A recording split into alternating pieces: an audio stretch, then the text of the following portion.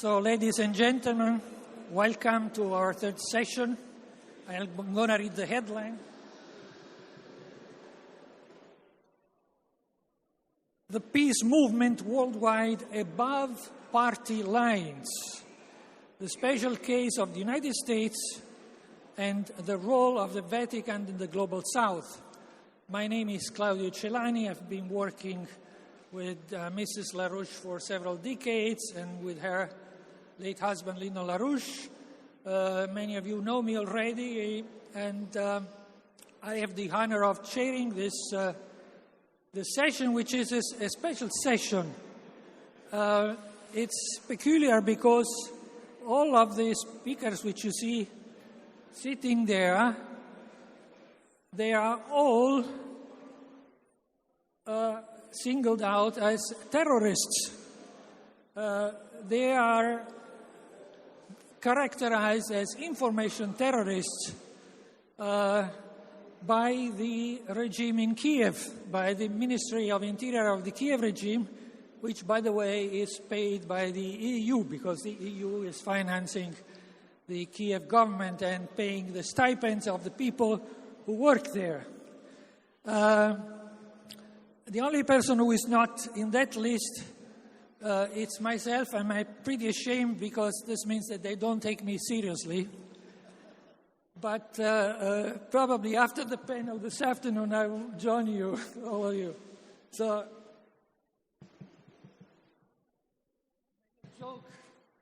we make a joke and we put it there. Our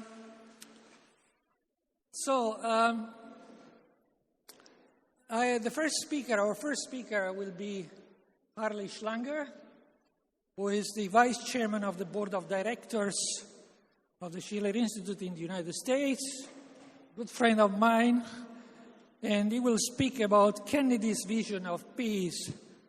Now let me say two words before he starts. You will see at the beginning a short video of Kennedy, a famous speech by Kennedy. Okay. Okay, then please, Harley, come to the podium.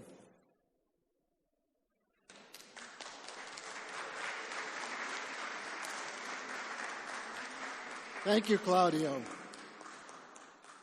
On June 10th, 1963, U.S. President John F. Kennedy delivered a commencement address at American University in Washington, D.C.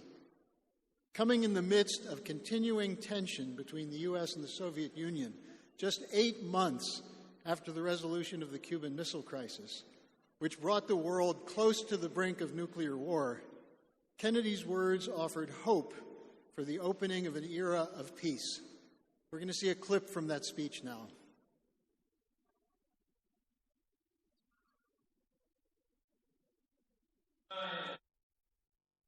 Time and place to discuss a topic on which ignorance too often abounds and the truth too rarely perceived, and that is the most important topic on earth, peace. What kind of a peace do I mean, and what kind of a peace do we seek? Not a Pax Americana, enforced on the world by American weapons of war. Not the peace of the grave or the security of the slave. I am talking about genuine peace, the kind of peace that makes life on earth worth living, the kind that enables men and nations to grow and to hope and build a better life for their children. Not merely peace for Americans, but peace for all men and women. Not merely peace in our time, but peace in all time. I speak of peace, therefore, as the necessary, rational end of rational men.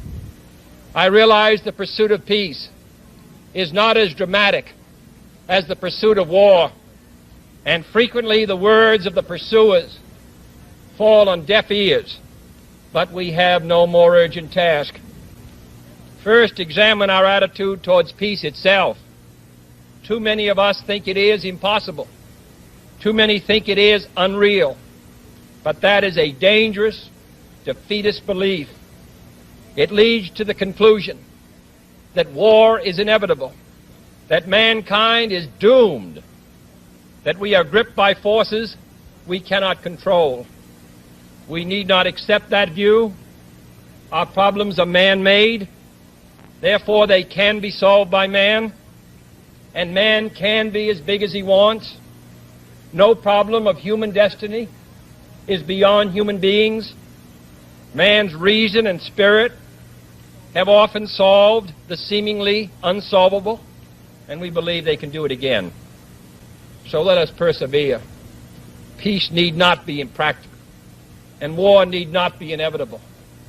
By defining our goal more clearly, by making it seem more manageable and less remote, we can help all people to see it, to draw hope from it, and to move irresistibly towards it. No government or social system is so evil that its people must be considered as lacking in virtue. As Americans, we find communism profoundly repugnant as a negation of personal freedom and dignity. But we can still hail the Russian people for their many achievements in science and space, in economic and industrial growth, in culture, in acts of courage. Among the many traits the peoples of our two countries have in common, none is stronger than our mutual abhorrence of war.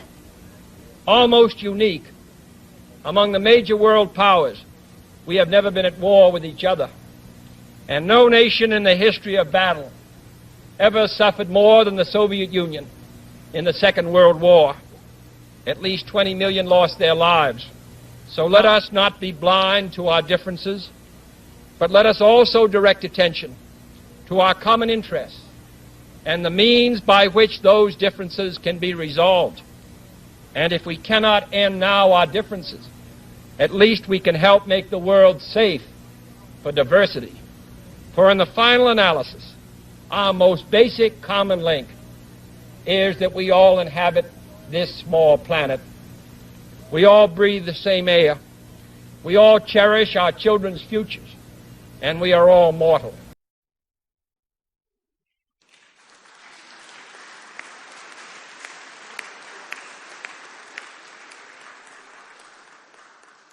While Kennedy's eloquent appeal for peace was directed to the leaders of government and the people of both the Soviet Union and the United States, the most immediate positive response came from the Russians. Soviet President Nikita Khrushchev told Averell Harriman, the lead U.S. negotiator in the talks to draft a nuclear test ban treaty with Russia, that he considered Kennedy's address to be, quote, the greatest speech by any American president since Roosevelt, unquote. The text of the speech was published in the Soviet press, which was unusual, and was not jammed when broadcast in Russian on the Voice of America, which was the usual practice.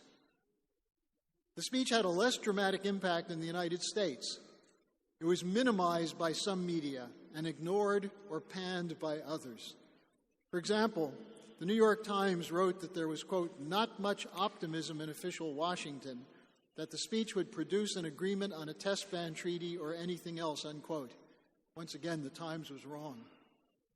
While the Columbus, Ohio Dispatch called it an appeasement cue. But the break with the Cold War rhetoric signaled by the speech did reduce tensions. Within 10 days, an agreement was reached to set up a hotline between Washington and Moscow. And on August 5th, the limited test ban treaty was signed, ending 8 years of difficult negotiations. The question for Kennedy was then whether he could overcome the Cold War mentality in the U.S. Senate so that the treaty could be ratified. Following a fierce behind-the-scenes battle in which he successfully appealed to his predecessor, Dwight Eisenhower, to support him, the treaty was ratified on September 24th. In the last months of his life, from the June 10th speech to his assassination in Dallas on November 22nd, John F. Kennedy vigorously pursued his commitment to end the Cold War and open relations with both the USSR and Cuba to reduce the danger of nuclear annihilation. His closest friends acknowledged that following the near miss of a nuclear war over Cuba, he was driven by the fear of the threat of nuclear war and the need to reduce, if not eliminate, that threat. Toward that end, the back channels which had been opened to avoid nuclear war over Cuba were expanded. Kennedy considered proposals to eliminate all nuclear testing, and in an address to the United Nations General Assembly on September 20th, proposed a joint mission with the Soviets to put a man on the moon. But nowhere was a change in policy so urgent as in dealing with the communist insurgency in Vietnam.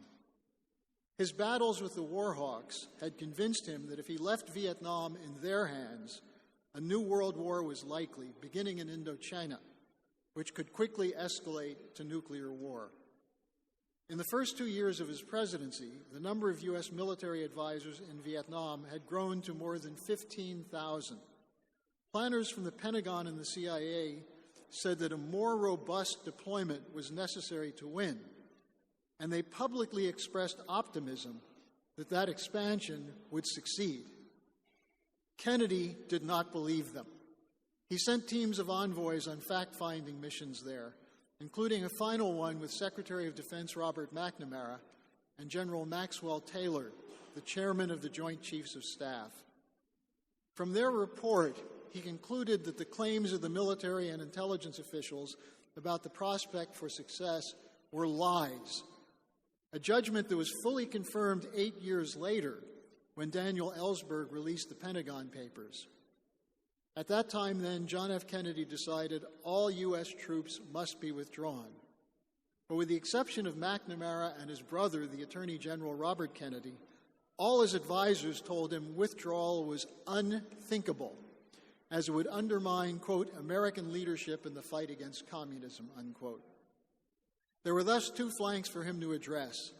First, he had to outflank the war hawks to prevent them from launching operations which would make war inevitable. And second, to overcome the psychological effects of Cold War brainwashing on the U.S. population that led them to believe it was, quote, better dead than red, unquote. Facing a re-election campaign in November 1964, he feared that pulling out troops would make him a target of the war hawks, who would accuse him of being soft on communism and an appeaser, as they had when he refused to order an American invasion of Cuba when the CIA's Bay of Pigs fiasco failed, and when he rejected demands of the hawks to bomb Soviet missile sites in Cuba during the Cuban Missile Crisis. As I reported in an article in the Executive Intelligence Review in the June 30th issue, called JFK's Battle for Peace, there is a rich documentation of personal accounts from friends and associates who confirmed that his goal was to withdraw from Vietnam, but after he was reelected in 1964. Some skeptics doubt that Kennedy intended to get out of Vietnam, even though he had pushed through a National Security Action Memo 263 on October 5th, which specified a phased withdrawal of 1,000 advisors out by the end of 1963 and the rest by the end of 1965. 2 days after his murder, that memo was replaced by another, NSAM 273.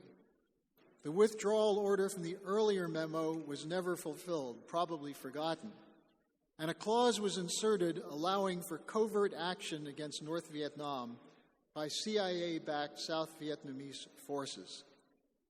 One such covert operation in the Gulf of Tonkin in August 1964 provided the pretext for the deployment ultimately of more than 500,000 U.S. troops into Vietnam. Thus, the murder of JFK removed the obstacle to escalation, clearing the way for the Hawks to destroy that country and its neighbors for more than 9 years. It also served as a warning to future would-be presidents. It is not wise to reject the demands of the military-industrial complex. These skeptics choose to ignore that his intent to break with the Cold War, which was clear in the June 10th speech you just saw, is coherent with statements he made as a U.S. Senator in the 1950s, speaking as an advocate of an American anti-imperial tradition, something which is mostly written out of American history. Though such a tradition is not evident today in the American exceptionalism rhetoric of the U.S. as the gallant defender of the rules-based order. There exists an anti-imperial tradition which was the basis for the American Revolution and the Republican policies of the American founding fathers. This was explicitly stated in an address by Secretary of State and future President John Quincy Adams on July 4, 1821. Adams said, quote, "The United States does not go abroad in search of monsters to destroy. By involving itself in the internal affairs of other nations, the U.S. would destroy its own reason of existence. The fundamental axioms of her policy would become no different than the empire America's revolution defeated. It would be then no longer the ruler of itself, but the dictator of the world," unquote. I wonder if today's snake oil salesman of the unipolar order, Antony Blinken, is familiar with this address by one of his most illustrious predecessors. This tradition was the basis of the wartime antagonism between President Franklin Roosevelt and British Prime Minister Churchill. There are numerous first-hand reports of Churchill's surly responses when Roosevelt insisted on eliminating all European colonialism at the war's end. Lyndon LaRouche, who served in the China-Burma-India theater during the war, said that Roosevelt's view was adopted by many soldiers, especially those who had experienced the conditions of the colonies during the war. He added that this was part of John F. Kennedy's mental makeup. Here are just two examples of his anti-imperial outlook from speeches he delivered as a U.S. Senator in the 1950s. First, on April 6, 1954, he challenged the idea of U.S. support for France in Indochina. After reviewing the status of that war in his speech, he said that we should assist in the fight against communism there if victory were possible. But we must recognize, he said, that many in Asia regard this as a war of colonialism. As such, before Secretary of State Dulles pledges assistance to France, he, John Kennedy, hopes that he will recognize the futility of channeling American men and machines into that hopeless internecine struggle. A month later, on May 7, 1954, the French forces surrendered at Dien Bien Phu and began their withdrawal from Vietnam. The second example is a speech he delivered on July 2, 1957, on French colonialism in Algeria. And I'm not trying to pick on the French here. He spoke of the changing face of African nationalism, decrying the refusal to face this as a problem for the French and the Western world as a whole. He cited a diplomat who said that he was, quote, "at a loss to understand why the United States should identify itself with a policy of colonial repression and bias contrary to the American political traditions and interests," unquote, a statement which clearly resonated with Kennedy. In the language of these speeches as a young U.S. Senator, one discovers the still raw origin of the eloquent spokesman for peace, which he had become by June 10, 1963. Challenged by the belligerence of members of his own administration who were itching for war, fearful that their war would become a nuclear holocaust, Kennedy became a champion of peace. And as such, the worst threat to those corporate interests backing the war hawks. Those he fought, including Allen Dulles, the CIA director, and other representatives of the military-industrial complex, silenced his voice in Dallas. And the result has been a period of perpetual war for the United States for the last 6 decades. Kennedy closed his American University address with the following words, quote, "The United States, as the world knows, will never start a war. We do not want a war. We do not now expect a war. This generation of Americans has already had enough, more than enough, of war and hate and oppression. We shall be prepared if others wish it. We shall be alert to try to stop it. But we shall also do our part to build a world of peace, where the weak are safe and the strong are just. We are not helpless before that task or hopeless of its success. Confident and unafraid, we labor on, not toward a strategy of annihilation, but toward a strategy of peace. This is John F. Kennedy's vision of peace, and it is this vision that the Schiller Institute and our allies intend to make universally accepted today. Thank you.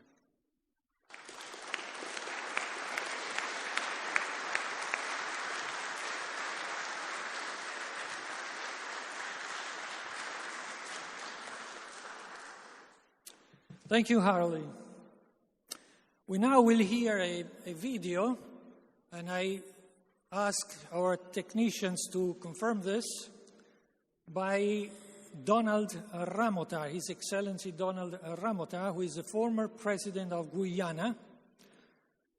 He's a former member of parliament and general secretary of the People's Progressive Party, and he's a trade unionist. Now, Mr. Ramotar is one of the last remaining members of the generation, or of the policy of the generation that fought for independence of Guyana, and he was very supportive of the spirit of the non-aligned movement. His government was distinguished by his attitude as a politician, more as a philosopher, of course, opposite to those who are interested in money. So he was motivated by ideas. And now we hear this video.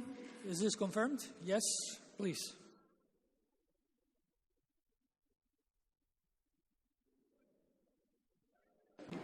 Comrades and friends, I extend fraternal greetings to all participants of the conference, which is seeking means of ending the war in Europe, and most urgently, preventing it from escalating into a nuclear war. We are all agreed that this is one of the most, if not the most dangerous period facing our world. There is a consensus that it is even more serious than the 1962 Cuban Missile Crisis. It is apposite to recall that the two world wars that occurred in the last century had their origins in Europe. That is why any conflict in Europe must be seen as a major global danger. At the root of those two wars was a struggle between the main colonial powers to redivide the world, to redistribute the colonies which existed. The people in what is today called the Global South did not have a voice. The countries of Asia, Africa, Latin America, and the Caribbean were mostly colonies or semi-colonies. We were seen as an object for exploitation. Today, the real reason for war is the desire of imperialist states, those aligned in NATO, to crush any country or countries that refuse to comply with their diktats. Among these states is the United States of America, the most powerful of that NATO group. The US has used its economic and military strength to exploit the people of the world. Its relations with the Global South is based on a neo-colonial outlook. It is essential that we distinguish the central role of the US in creating the dangers that we now confront from other allies in Europe. This is so because even the relationship within the NATO alliance is unequal. Indeed, I have allowed their countries to become. Indeed, I often get the impression that European leaders have allowed their countries to become semi-colonies of the United States. How else can we explain the role many are playing today in supporting US proxy war against Russia? Almost every position they have taken have been inimical to the interests of the masses of their countries. Not only is it creating more poverty amongst the lower classes of society, but the bourgeois of Europe is now being seriously affected. Countries are being deindustrialized. Yet, the present-day European governments continue to be compliant to the United States. Therefore, your work is very important. We must exhort ourselves to raise the consciousness of the European masses to counter the spinelessness of their governments. This is most urgent and most needed at this time. It is clear to me, as well, that we need to support the support of the Global South in this period. Unlike the last century, when we never had to say, we are now independent states. True, many are forced to toe the line due to pressures from the United States. This was seen at the voting on the Ukraine issue in 2022 and other fora where the US felt its interest was being threatened.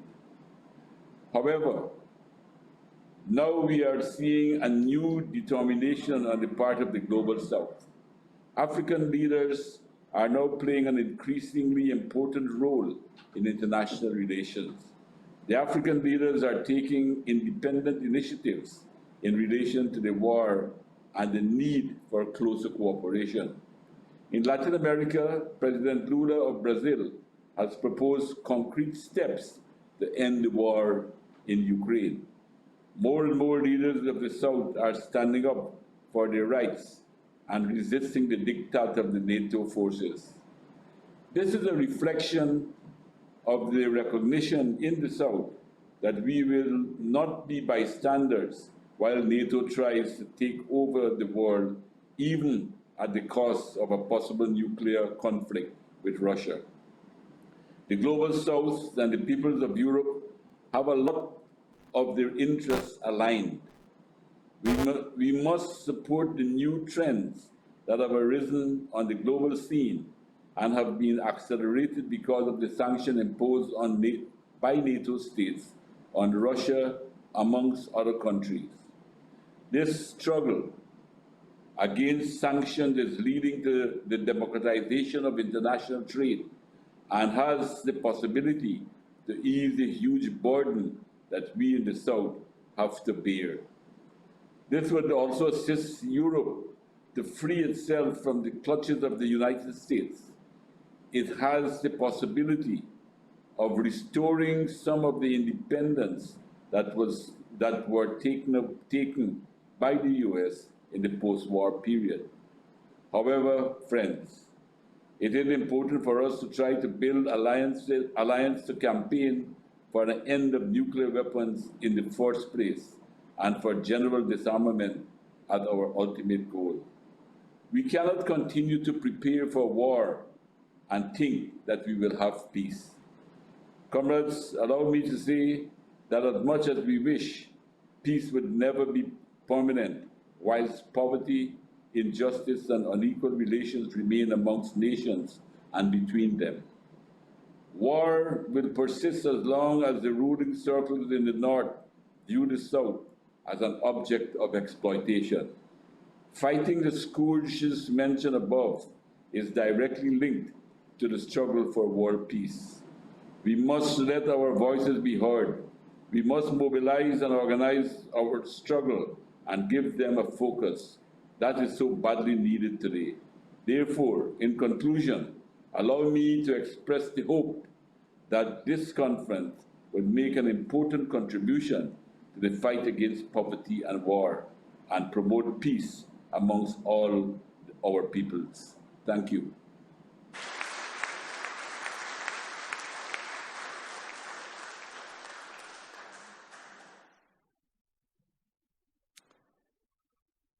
So the next speaker is Diane Sare, who is a candidate for the U.S.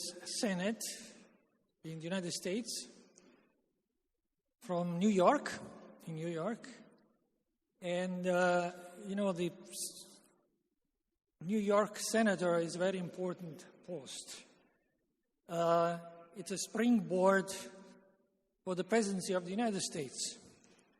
So, while we wish Diane good success, we hope that she wins the race next year in 2024, and then from there, she wins the next race for the President of the United States. So, welcome with me, Diane Sare.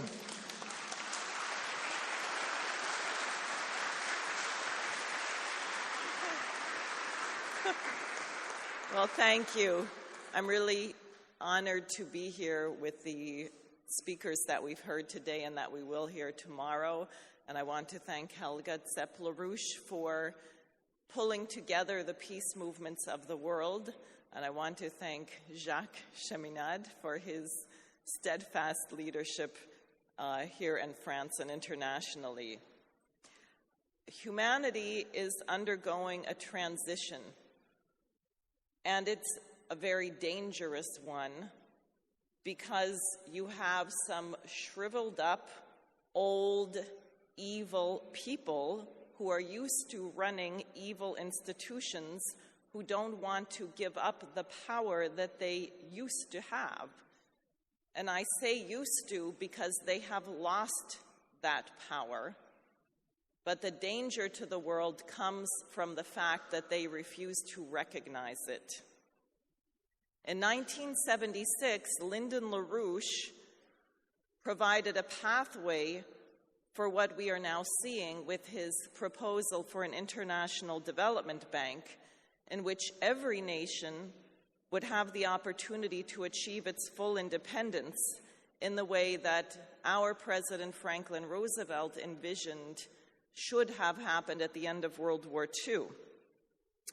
But in 1976, when Mr. LaRouche put forward his program and also launched his first campaign for the presidency of the United States, the financial and intelligence community, tied very much to the interest of the British Empire, still had too much power, and they prevented him from becoming President of the United States. And as people here know, there were many assassinations of various people around the world to prevent that new order from coming into existence.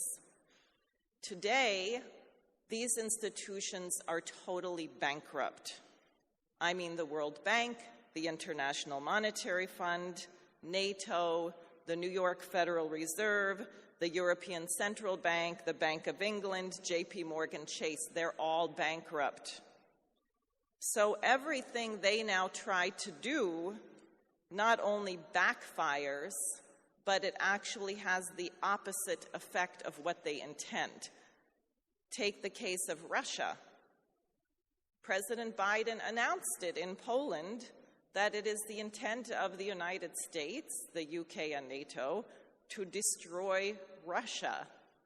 That is not Russian propaganda, although a number of us, as was mentioned, have been accused of being information terrorists and Russian propagandists for saying it. That is what the president said.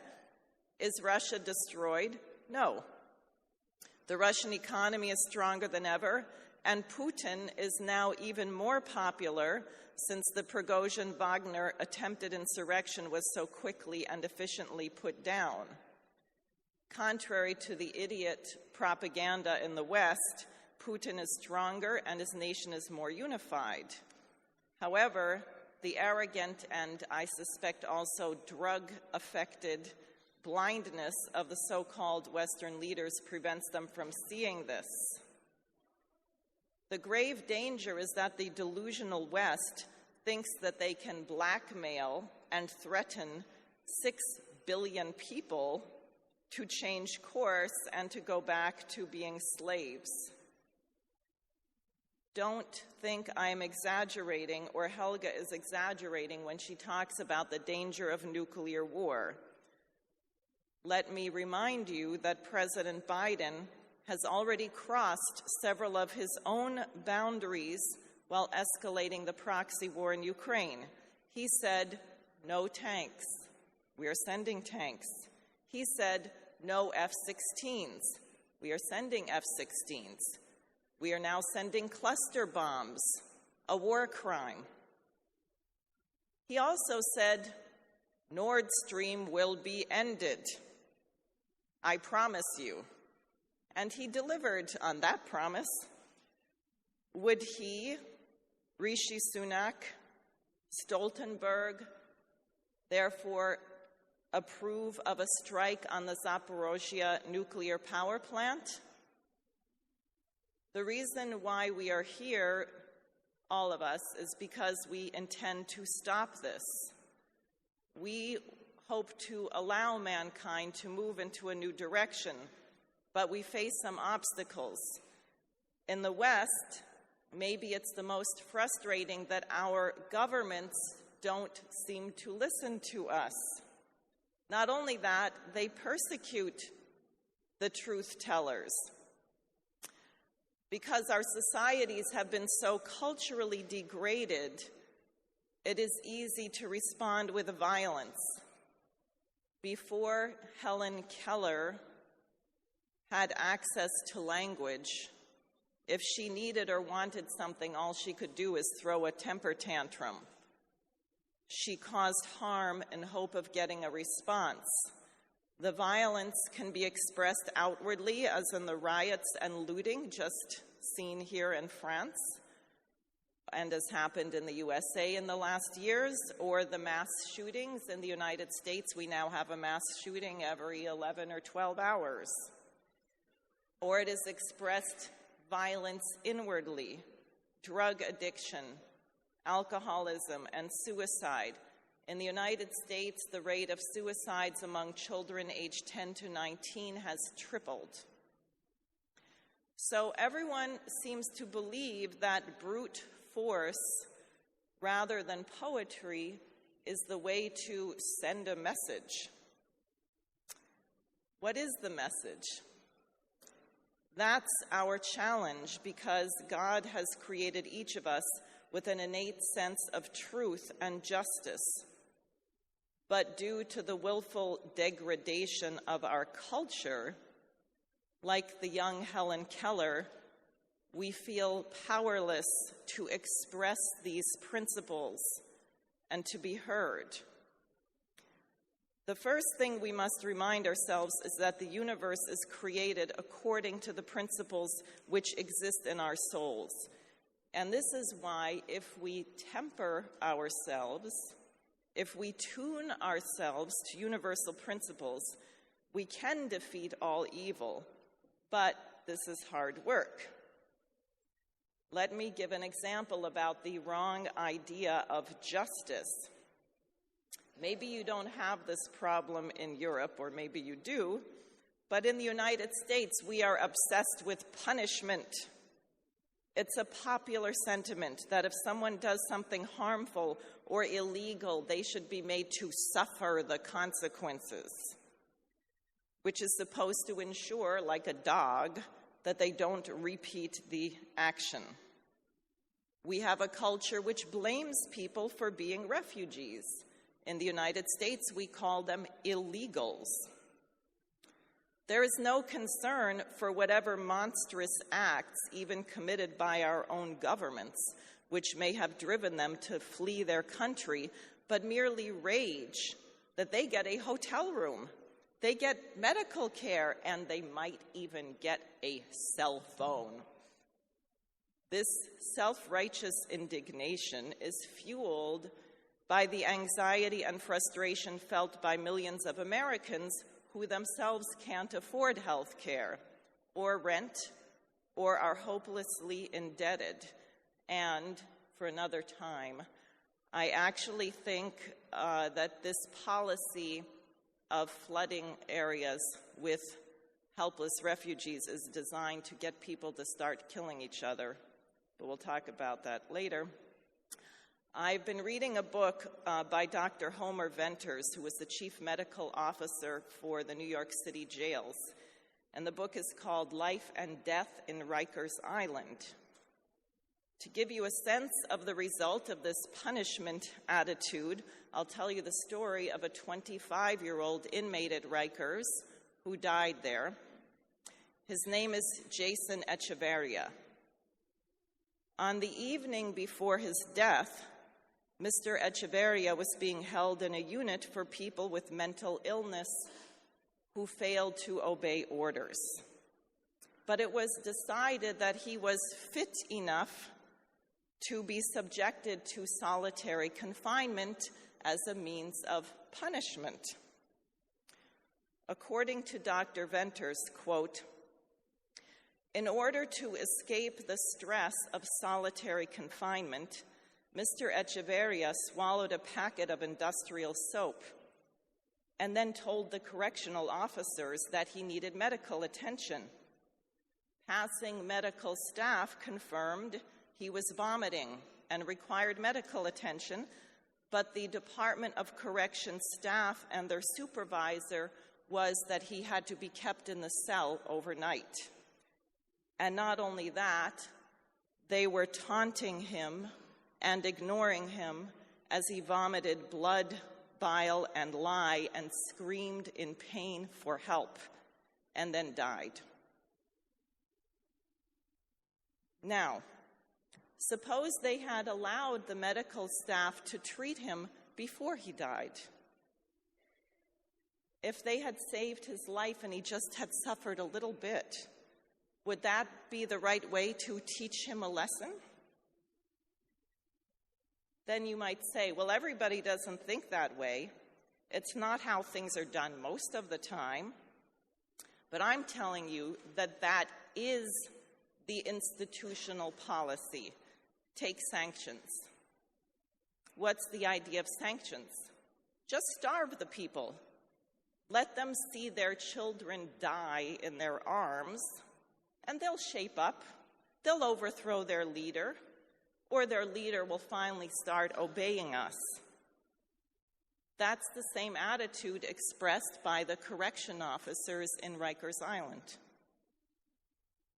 Do you think a society which tolerates and promulgates that barbarism will be capable of stopping a nuclear war?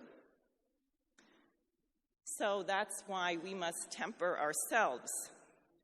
We must remember certain universal fundamental principles so that we can act in accordance, which is a great word because it has accordance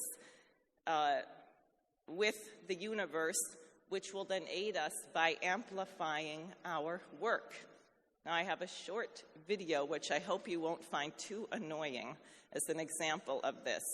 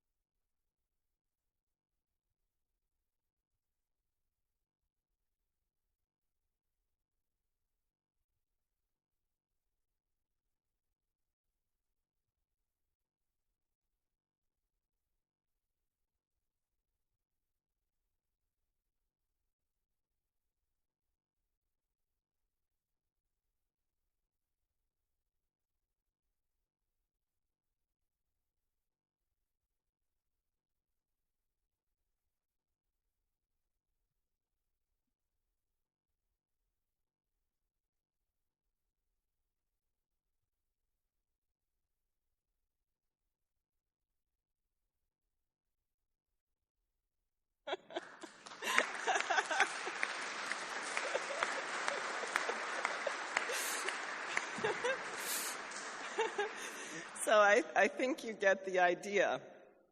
We have to sound a certain trumpet or trombone, but not in an arbitrary way. It has to be based on truthful principles if we want the universe to amplify our voice. Similarly, if you have a mass movement for change and you ask for the wrong thing, that is, your demand is not in coherence, as Confucius might say, with the laws of heaven, you might regret getting what you asked for in a way that you did not intend. The fundamental principle of our universe and the relationship to it is growth. That is, and we're learning this more and more with the Webb telescope, that contrary to foolish opinion, the universe is moving from a lower order to a higher order, to higher energy density, greater complexity. Life on the planet used to be little single-celled organisms that regularly went extinct in large numbers until photosynthesis occurred. Suddenly, more advanced life was possible, and we came to fish and amphibians which would propel themselves, no longer dependent on the ebb and the flow of the tide. Then came mammals, which not only could regulate motion, but also body temperature, requiring a great increase in caloric intake per kilogram of body mass. Then humans emerged, and suddenly, not only could we regulate our own activity and temperature, but we could change the environment. We could cook our food. We could plan into the future, planting crops to consume later. We could build houses to enable survival in extreme temperatures.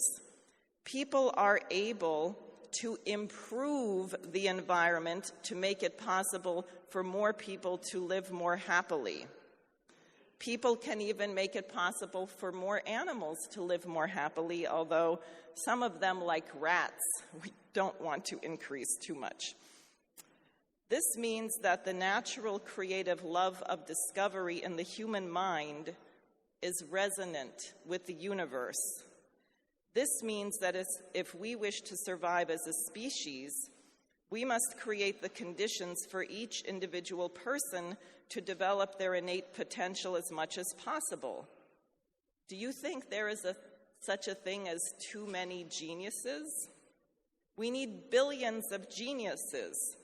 We are so arrogant to imagine that we have mastered all of the secrets of the universe, and now we should just stop eating and using electricity and reduce our carbon footprint. It is precisely trying to halt growth which will kill us all, because it goes contrary to the laws of the universe. So far, the most efficient means we've discovered to foster the development of the individual is the principle of the nation state. So the sovereignty of nations must be respected, and the need for each nation to have ever-increasing available energy and increasing energy density. We don't all need to have the same language or religion or appearance, but we do need to respect the principle that the measure of our success is the development of mankind. This is why the one standard which gives any government legitimacy is the principle of the general welfare. Any policy which seeks to degrade the humanity of the individual person or any group of people is wrong. The world is now at a crossroads, as the United States was when Abraham Lincoln was elected in 1860. The United States had reached a breaking point where it was unavoidably obvious that slavery was creating a harsh dissonance with the principles of our republic. The United States could not survive if that evil institution were allowed to continue. Similarly, the world has reached the point where humanity will no longer submit to a system which arbitrarily determines that one group is superior to another and has the power to make its own rules, as if natural law and the created universe did not exist. The majority of mankind is no longer willing to pretend that snow is black. So, if we wish to be heard and to have the power to change our own sorry governments, we will have to tune our trombones to that chorus. Thank you.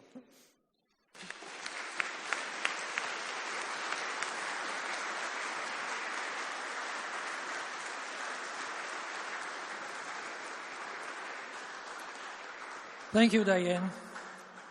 I will now use a word which I hate, because it's a word which talking heads in television in the last decades have used to cheat viewers, cheat people who don't know what it means. Sometimes they don't know, often they themselves don't know what it means. And this word is resilience. And I'm going to use this for you, dear audience, because I see that you feel this room like this morning, despite the heat and despite digestion processes, so you're showing resilience, and this means that we are not so boring after all. So thank you. Now, the next speaker is Hussein Askary, who is not with us today because he had a previous very important engagement, and he's going to talk by video. Hussein is vice president of the BRIX Institute, with an X at the end, not an CS, but an X, BRIX, in Sweden. And he is the Southwest Asia coordinator of the Schiller Institute. He will speak on the subject of the revolutionary changes in Southwest Asia. And I hope he will say this in the video. If he doesn't, I'll tell you. He has been an important factor in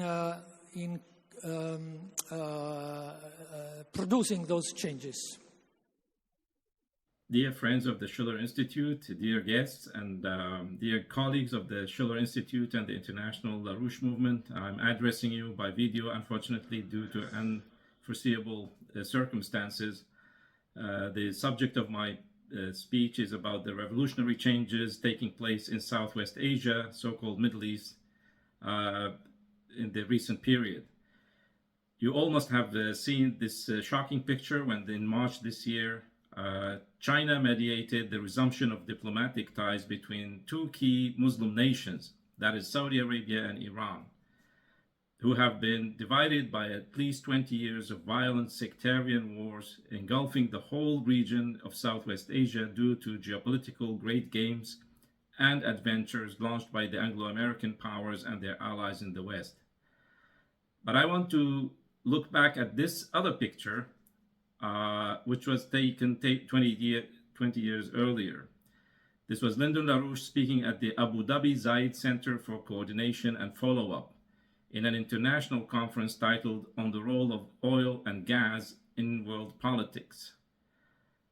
Between the two pictures, the world and the region of West Asia lost 20 years of development time, millions of lives, and trillions of dollars. Visiting the UAE's Zayed Center for Coordination and Follow-Up as guest of honor and keynote speaker in an international conference on the future of oil and gas in world politics, LaRouche advocated a new economic and security architecture for the Persian or Arab Gulf region. It was based on turning this region from a British geopolitical cockfighting pit into a crossroads of the continents, utilizing its exceptional geographical position, natural and human resources to industrialize its nations on a massive scale, building infrastructure, including nuclear power for petrochemical industries and desalinating seawater for greening the deserts. LaRouche's plan was intended to salvage the economies of the region from the slavish reliance on export of single commodity, that is crude oil and gas, and also from being a tool of geopolitics. At the same time, Lyndon LaRouche denounced and advised against the intention of the George W. Bush and Tony Blair alliance to violate the sovereignty of Iraq and other nations. LaRouche's ideas gained a great deal of popularity both among the leaders and populations of the Gulf and Arab world.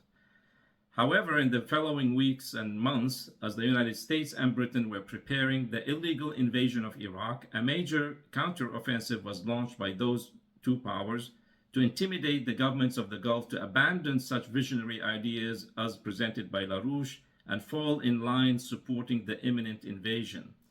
But as the Chinese proverb says, the best time to plant a tree was 20 years ago. The second best time is today. Now, 2 decades later, Chinese and Russian diplomatic and economic efforts are potentially putting an end to this 100-year bloody divide and conquer strategy. That strategy witnessed its most violent aspect in the Shia-Sunni sectarian divide following the illegal British-American invasion of Iraq in 2003. This process was preceded by China reaching 2 major comprehensive strategic agreements with both Saudi Arabia, that's in December 2022, and later with Iran in February 2023. And also it was preceded by President Xi Jinping summit with the King of Saudi Arabia, summit with the leaders of the Gulf Cooperation Council, and also a summit with the Arab countries in December 2022, to redefine the whole regional development perspective, orienting it towards economic cooperation as a basis for peace and security, and the integration of the region into the new paradigm of cooperation along the Belt and Road Initiative, exactly as Lyndon LaRouche had proposed 20 years ago. Russia, too, has been mediating contact between Syria and Turkey to end the chaotic security situation in Syria's northwest Idlib province, where terrorist groups and armed extremists backed by the United States and NATO have been destabilizing both countries. US boots on the ground in the eastern part of Syria remain a major destabilization factor in this whole situation, but an agreement between Turkey and Syria could bring this under control. Also, Syrian President Bashar al-Assad was welcomed back into the Arabian fold this year during the Arab League summit in the Saudi capital on May 19th. Syria rejoined the Arab League after being banned from it by orders of the British and American leaders in 2011. The regime change of Syria has failed miserably after causing unbelievable suffering. Yemen, too, is being affected by this spree of Chinese-Russian peace diplomacy. The first major prisoner exchange was successfully brokered by the UN envoy to Yemen on April 10th. And the first round of negotiations with the Saudis was conducted in May in an extraordinary visit by a Saudi envoy to the Yemeni capital. A ceasefire has been in place between Saudi Arabia and the Sana'a government since April 2022 and has been holding. It is believed that Iranian influence over the Yemeni Sana'a government, or the Houthis, may bring an end to the war launched by Saudi Arabia in March 2015, with devastating consequences for the Yemeni people and the economy of both Yemen and Saudi Arabia. So the economic issue is paramount here. The Chinese policy, with its roots in the Belt and Road Initiative, started moving diplomatically already in January 2016 with a tour by President Xi Jinping to Egypt, Saudi Arabia, and Iran. While China coordinated separately with Egypt, Saudi Arabia, and Iran, gradually reaching comprehensive strategic agreements with each of the 3 regional powers, its friendly and increasingly tight economic relationship with all of them enabled it to become a trusted broker in the region. Now, to understand the shift in the attitude of the GCC countries, the Arab countries, towards the West, it's important to look at the different economic, financial, and finally political motivations. Economically, the GCC economies were rocked by an existential crisis in the past decade, emanating from periodic collapses of oil prices. The first jolt followed the global financial crisis in 2008. Prices fell from $140 per barrel to near $30 per barrel. then in 2014 to below $30 per barrel, and in the pandemic year 2020 to near $20 per barrel. For the oil exporting countries to stay afloat economically and fiscally, they need a stable oil price at 60 to 70 per barrel or above. The need for a new economic orientation towards industrialization and diversifying their income sources, as advised by LaRouche in 2002, found a true partner in China and in Asia. Saudi Arabia and the Crown Prince Mohammed bin Salman launched the Vision 2030, pointing to this same direction of policy.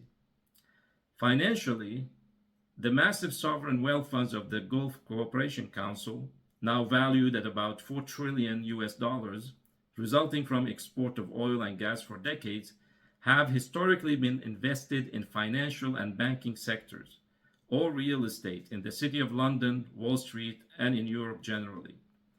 These Western markets have become a great source of loss and risk for the Gulf countries due to the sustained financial and banking crises hitting the transatlantic system since 2008, with demands from the West that the GCC states contribute to bailing out the Western banking system.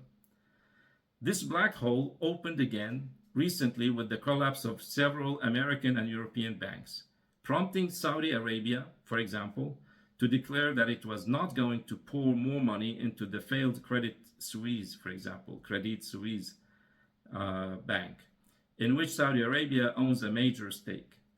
The Gulf Cooperation Council countries are realizing that their valuable wealth could be safer and more profitable if invested in real and productive economic projects at home, in China, and in countries along the Belt and Road Initiative. For example, this year Saudi Arabia invested $12 billion in a major petrochemical plant in China. There's also a political reason for the shift in the Gulf countries, which is that the Biden administration was contemplating a regime change in Saudi Arabia and the UAE, using the Muslim Brotherhood and their friends in the clergy of the Gulf. This is a longer story, which I wrote about recently in an EIR magazine article. The loss of trust with the US and the lack of vision in the West have pushed the Arab countries and former allies to look somewhere else to secure their present and future. Other factors, of course, include the failure of the regime change in Syria, in which the Gulf countries played a key role. Of course, Russia's intervention in Syria was detrimental to these plans.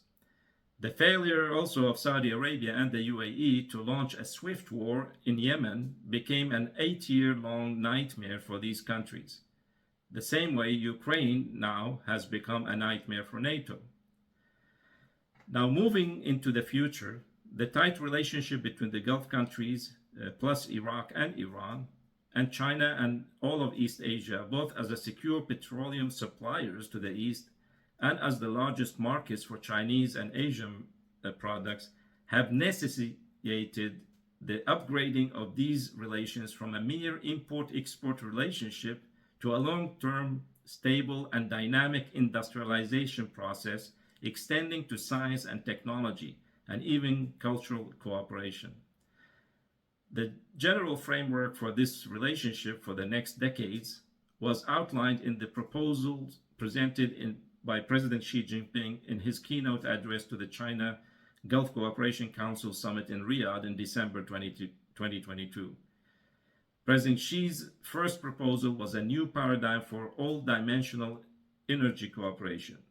China will continue to import large quantities of crude oil on a long-term basis from GCC countries and purchase more liquefied natural gas, settling payments in Chinese renminbi through the Shanghai Petroleum and Natural Gas Exchange platform. A China GCC forum on peaceful uses of nuclear technology and a China GCC Nuclear Security Demonstration Center will be jointly established. China will provide 300 training opportunities on peaceful uses of nuclear energy and technology. Second, the Chinese president proposed new progress in finance and investment cooperation. China and GCC countries could collaborate on financial regulations and facilitate entry into China's capital market for GCC companies. China will work with the GCC to set up joint investment commissions and support cooperation between sovereign wealth funds from both sides. A China-GCC forum on industrial and investment cooperation is set up too.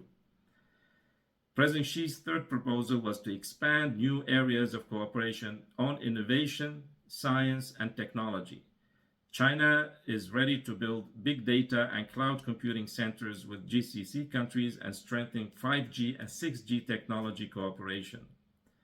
Fourth, the Chinese president proposed to seek new breakthroughs in aerospace cooperation. China will carry out a string of cooperation projects with GCC countries in remote sensing and communications satellites, space utilization, and aerospace infrastructure. The two sides could select and train astronauts together, and China welcomes GCC astronauts to its space station for joint missions and space science experiments with their Chinese colleagues. Finally, President Xi proposed nurturing new highlights in language and cultural cooperation. China will cooperate with 300 universities and middle and primary schools in GCC countries on Chinese language education and work with GCC countries to set up 300 Chinese language smart classrooms. Now, Saudi Arabia, in cooperation with China, is carrying out, this is a good example, Saudi Arabia is carrying out a massive industrialization process, including a large-scale infrastructure project connecting all its cities and existing and planned industrial zones with a modern rail and road network. This will make Saudi Arabia a hub for transcontinental transport and logistics along the Belt and Road, as shown in this figure. The UAE is doing the same, and in addition to connecting all its cities and major ports with modern rail, it has built a big nuclear complex in Abu Dhabi in cooperation with South Korea. Now, all these ideas, of course, as we said, were proposed by Lyndon LaRouche 20 years ago. But these also present a vision now for Europe and the United States to look at these areas presented by China as the vision for their future cooperation with the Arab countries and Southwest Asia nations. Going back to LaRouche's visionary ideas, in EIR, the Executive Intelligence Review, recently published the introduction to Lyndon LaRouche's 1983 essay titled Saudi Arabia in the Year 2023. This is a prophetic vision of what the kingdom may look like today, in 2023, based on certain investments in sectors that are emerging now as the priority of the kingdom and its partners, especially China. Finally, what I want to say is that the living ideas of Lyndon LaRouche, even though he himself has shuffled off the mortal coil, have found the right moment in history to become a reality. Many of the reconstruction plans designed by LaRouche and his associates for Syria, for Yemen, for Iraq and Afghanistan are still circulating in those countries. As the Chinese say, it's better to plant a tree today than cry about the missed opportunities of the last 20 years. Thank you.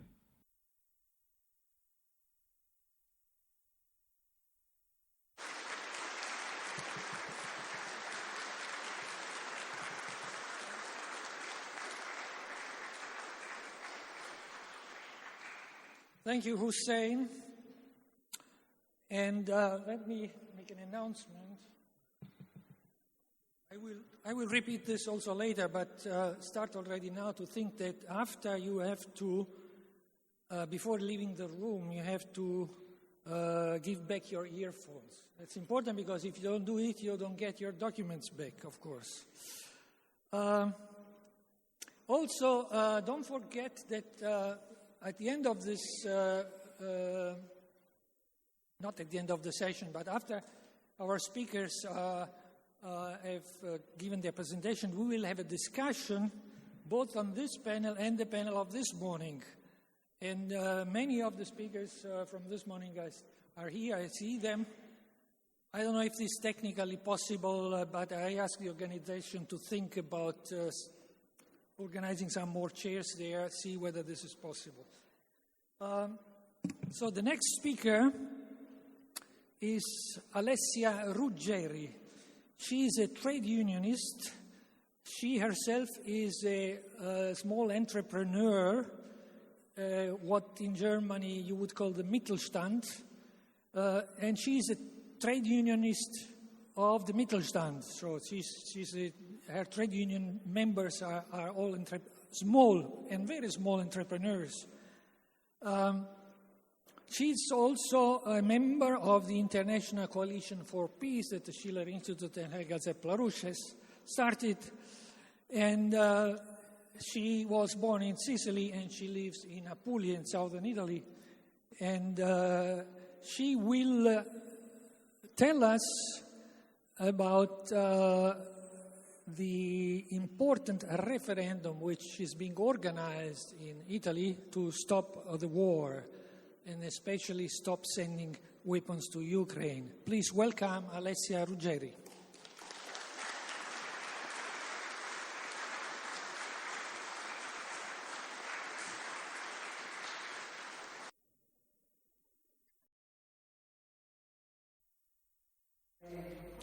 Good evening. I come from Italy, but I'll speak in French. Please excuse my French. Jacques and Odile. Italy and the war, an important referendum to stop sending weapons to Ukraine. Quote, Italy rejects war as an instrument of aggression against the freedom of other peoples and as a means for the settlement of international disputes. Italy agrees on conditions of equality with other states to the limitations of sovereignty that may be necessary to a world order ensuring peace and justice among the nations. Italy promotes and encourages international organizations furthering such ends. End of quote.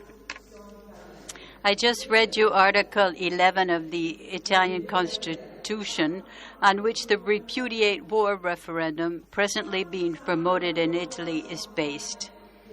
60% of the Italian population, which I represent here, is against the decision of the Italian government to supply arms to Ukraine and considers this a complete servitude to the European community and NATO. Our Constitution stipulates that if 500,000 citizens disagree with the law of Parliament, that law can be repealed through a referendum. That's what I propose, despite the many difficulties. The Repudiate War Committee, launched by Professor Pineta,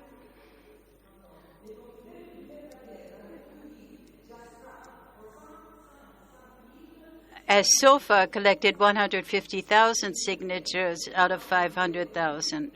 It has 2 months to collect them. Through this instrument, Italians want to make clear that they do not approve a war against Russia. Some may argue that the decision adopted by the Italian Parliament is in line with international treaties and supranational rules, which require Italy to comply with the choices made by states with which Italy has signed international contracts. These include NATO and the EU. Here are some quotes which may clarify my point. On the 26th of March 2023, a quote, "No one ever at any time or place promised that NATO would not expand east of Germany." End of quote. Those are the words of NATO Secretary Stoltenberg, Secretary General. Now, consider the 6th of March 1991. Quote, "We made it clear during the negotiations that we do not intend to advance the Atlantic Alliance beyond the Oder River. Therefore, we cannot allow Poland or other Central and Eastern European nations to join it." End of quote. That was taken from a speech by German diplomat Jürgen Krobold. The 5th of September 2014, the Trilateral Contact Group on Ukraine, consisting of representatives of Ukraine, Russia, and representatives of the two separatist republics, sealed an agreement that included a constitutional review by the Ukrainian government in addition to the ceasefire. But no review was made to protect the Donetsk and Lugansk republics. And in fact, we can say that Ukraine has not fulfilled those agreements. We Europeans were the guarantors of this agreement, and we did nothing either to enforce it or to implement it. So it is correct to say that we Europeans have neither political brains nor historical memory, and that this dangerous war is only the result of the lack of political will to protect countries outside the European community. Do we really want to put the fate of the world in the hands of people who represent such institutions and who do not respect any kind of agreement? Have we already forgotten what happened 20 years ago in Iraq? 600,000 civilian casualties and so many soldiers who shed blood. We need to understand that no one is safe anymore if those who can do something do not do it, and soon nuclear war will be an imminent danger. A few months ago, the Schiller Institute issued a call for world peace, suggesting as a model of inspiration the Peace of Westphalia, which allowed to put an end to more than 30 years of bloody wars. Having spoken out for peace cost me and some colleagues of mine at the Schiller Institute a place on a blacklist drawn up by the Ukrainian National Security and Defense Center. But we have continued to work for peace by promoting a new architecture for peace and for the development of all countries.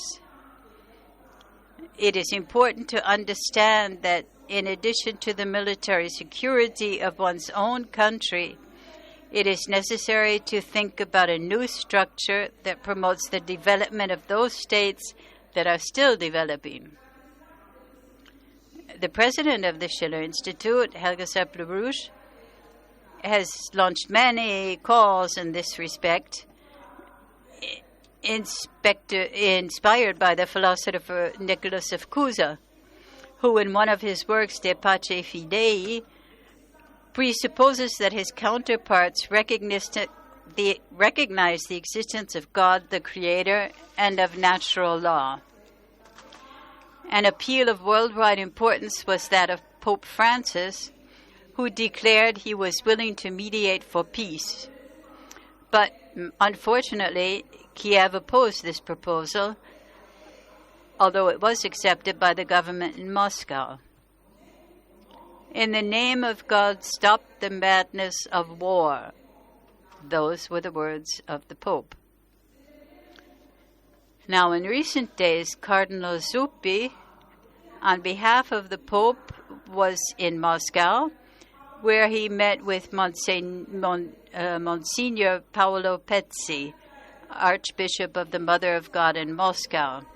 And he stated, it is essential not to give in to the prejudice that the other is and will continue to be an enemy. We hope that these words will be taken into consideration by those in positions of responsibility, so that the danger of two opposing world blocs will be a pure fantasy. But this is precisely our task, to try to get those two opposing worlds to sit at the same table and succeed to establish a dialogue between them that could only bear positive fruit. Many Europeans, like us Italians, are opposed to sending arms and feel neither represented nor protected by the choices of our governments. I would like to remind them that politicians serve the people and not the other way around, and that sovereignty belongs to the people and not to the politicians. Europe has a precedent, that of Yugoslavia, which is a necessary starting point. We have already experienced a conflict in Europe. We have already asked ourselves what was right to do to contain it, and we have asked ourselves about the importance of peace. At that time, the choice was made not to send weapons. To stop sending weapons to Ukraine is to affirm the reasons of life versus the reasons of death. Because in armed conflicts, the greatest victims are civilians. Sending weapons is a tragic mistake because it exposes humanity, including Ukrainians, to never-ending dangers. When the risk of nuclear war becomes real, there are no more just or unjust wars, since the extinction of humanity is the yardstick for measuring justice or injustice. I urge our governments, Italian and European, the representatives of the highest institutions, not to fuel this war and to attempt to do everything possible to avert the risk of a nuclear war.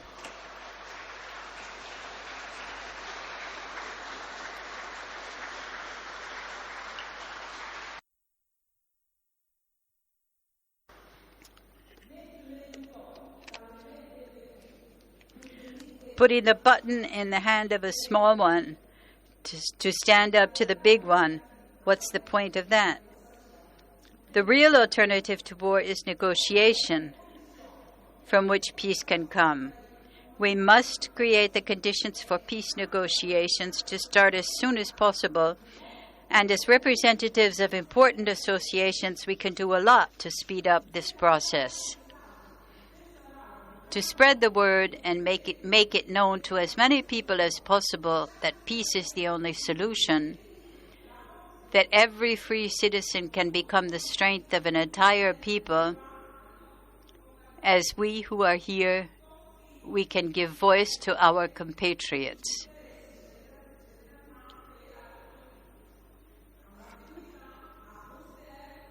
And we can invite them to post this on their websites, on their blogs, to take such initiatives that will then go viral. Even a small gesture can change things. We need to involve those who now feel distant far away from these world dynamics and make them understand that it's their future which is at stake. We are fortunate enough to represent important associations. We can interrelate with each other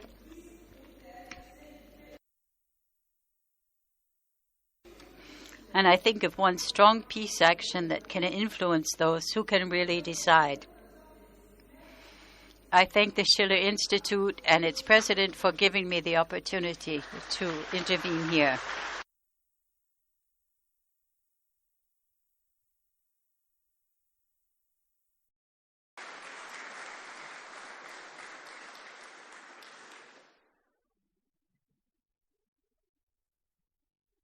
Now I'm going to engage.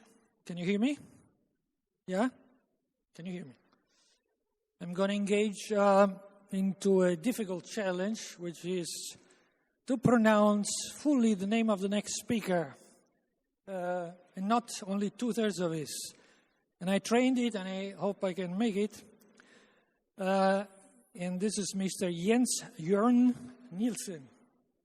Thank you.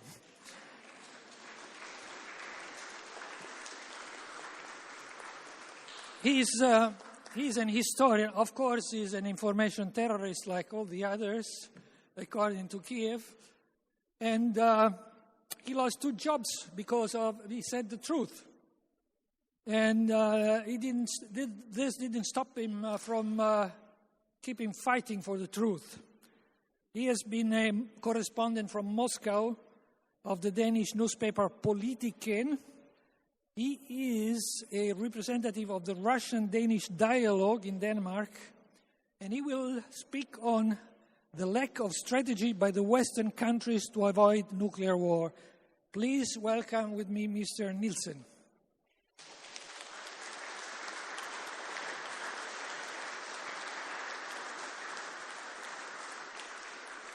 Yes. Can we, like that? Okay, can you hear me? I hope so.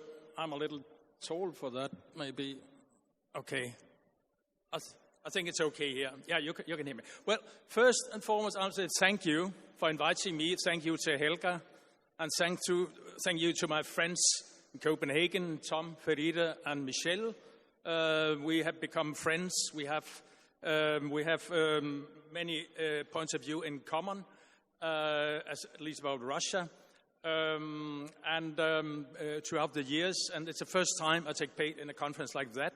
And really, it's an experience. It's really an experience. What I was sitting and thinking when I was about to come here, I was sitting there and I said, what can I say now? Because throughout the day, a lot of very bright things, ideas, perspective, facts, eloquent speeches has been made. And now I am here, what should I say? Some of what I have planned to say has already been said several times. Well, I'm still, you'll hear them maybe once more with a Danish accent, by the way. But, on we go. When I say yes, I've been fired even from 3 to 4 places of work because I said the truth. I planned last autumn, I had planned for the Open University of Copenhagen to make 10 lessons about Russian culture. 1,000 years of Russian culture. It was cancelled. It was about icons, Dostoevsky, Tchaikovsky, Mussorgsky, Chekhov, Repin, the painter, Shostakovich, Maxim Gorky, Solzhenitsyn, so on. No, we should not teach anything about Russia because Russia is not a part of our culture anymore. And I was stunned.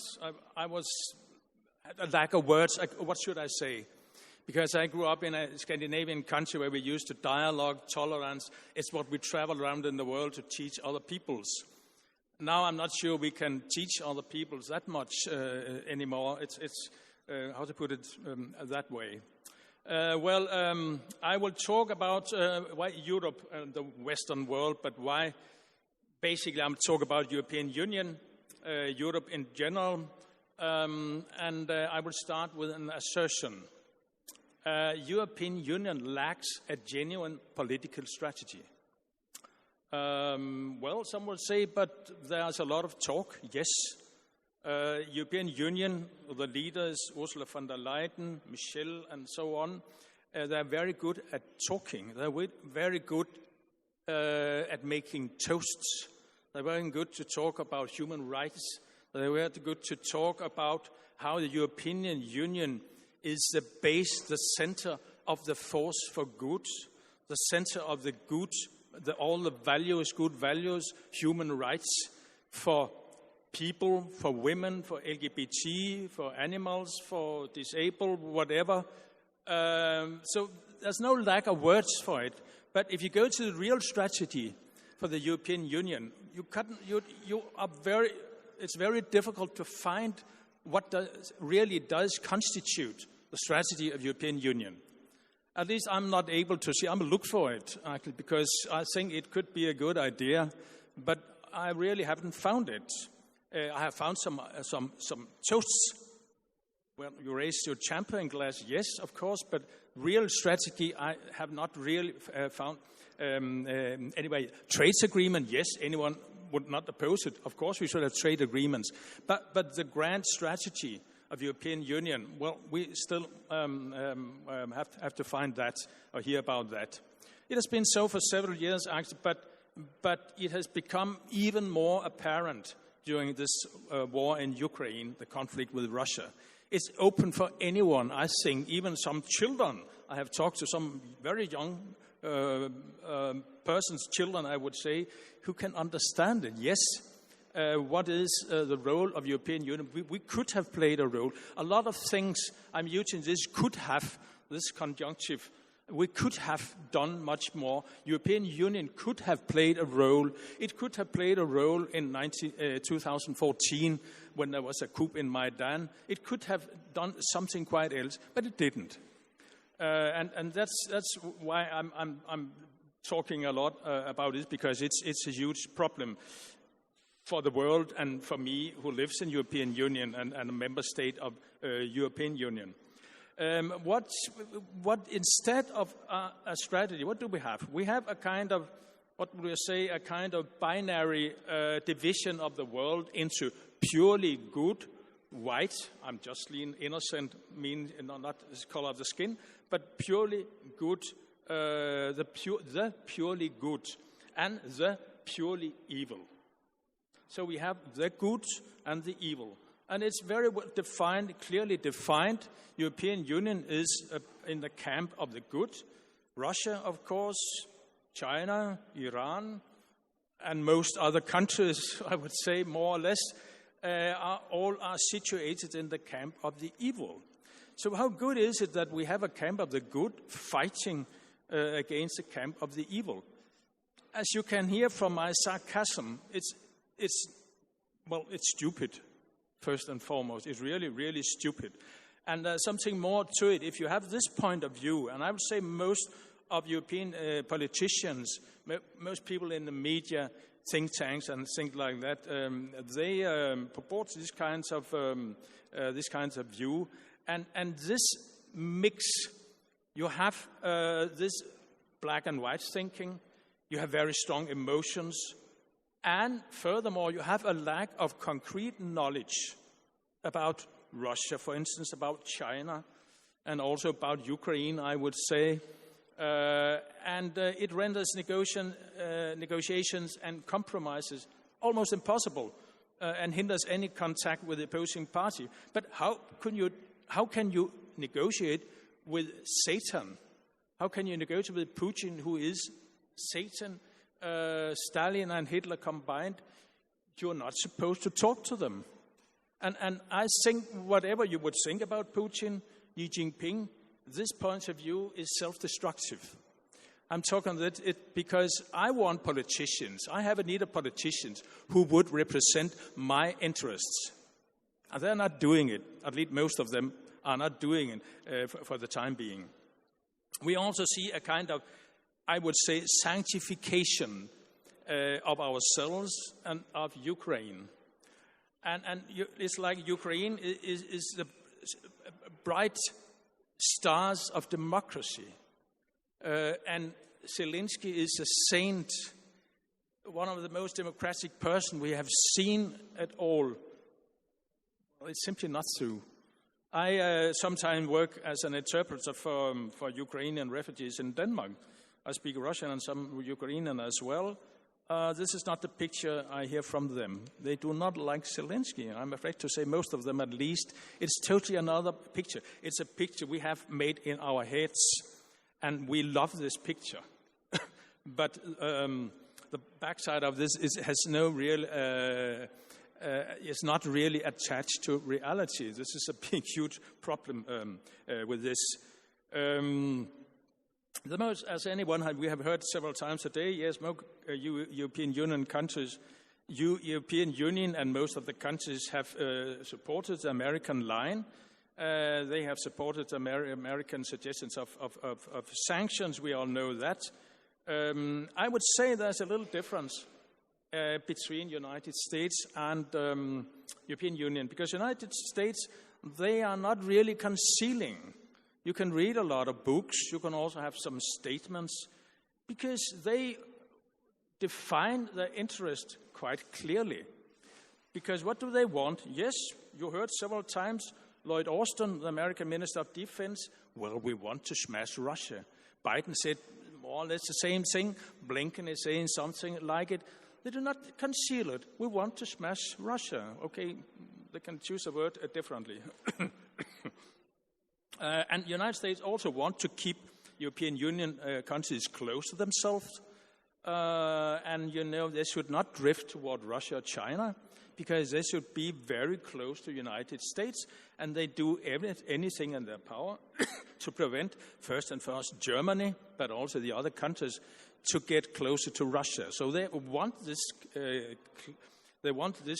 split between Russia and European Union. And it seems that they are succeeding with it. And moreover, they would not like to, even not only Russia, but also China, which we have heard about.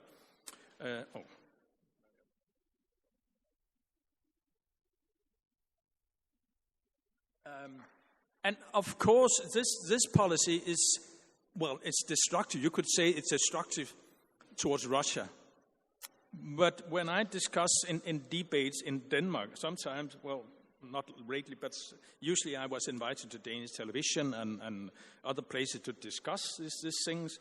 What I always say is, well, it's not because we like Putin, we love Putin, we should change policy. No, it's for ourselves, because it's dangerous for us, it's dangerous for our security, it's very detrimental to our economic development, and it's very detrimental in terms of education, in terms of building a new humanity.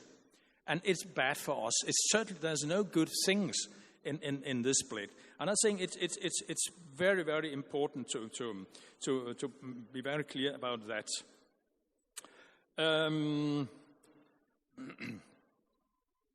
Well, actually, we're talking about the sanctions. It's obvious. It's also mentioned several times today.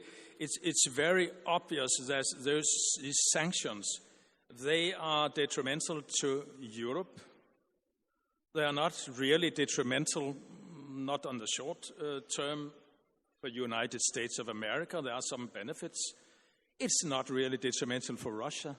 It's detrimental for some of the African, Middle Eastern countries, which used to have some imported wheat from Russia and also from Ukraine. So, and this, here we come to something which I find very strange. I've struggled very much to understand. Because let's take just one example of oil and gas to Europe. Because it's more than 50 years ago, especially Germany, they started up with some gas and oil lines. One of the basic oil lines was called Druzhba. It means friendship in Russia. And Russia, Soviet Union in 60s, 70s, and 80s always delivered on time. Even though there were conflicts in Czechoslovakia, there was all kinds of tensions and conflicts. Always they have delivered the oil and gas to Germany.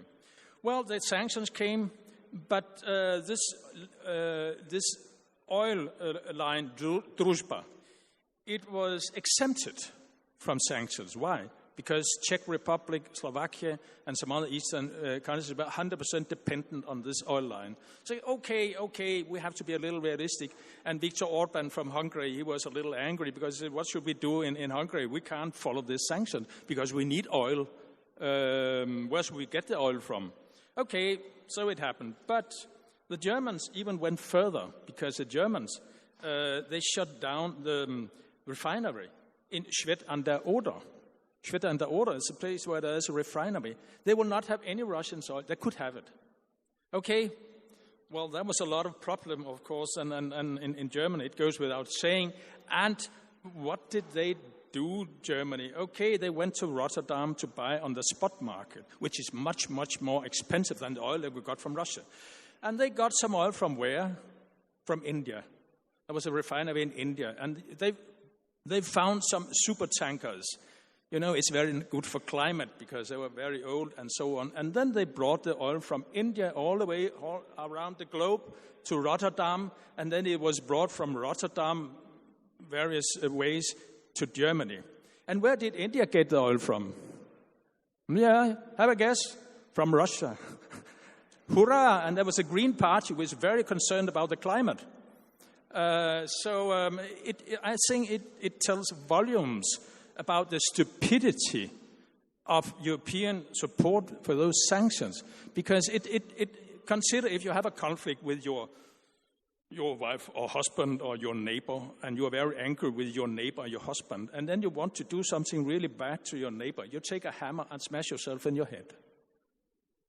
So maybe it's not a matter for economists, historians.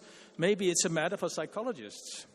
Because there's some psychology, I would not say diagnosis, because I do not like when I discuss with people who have other points of view, I do not want to say to them, you have a diagnosis.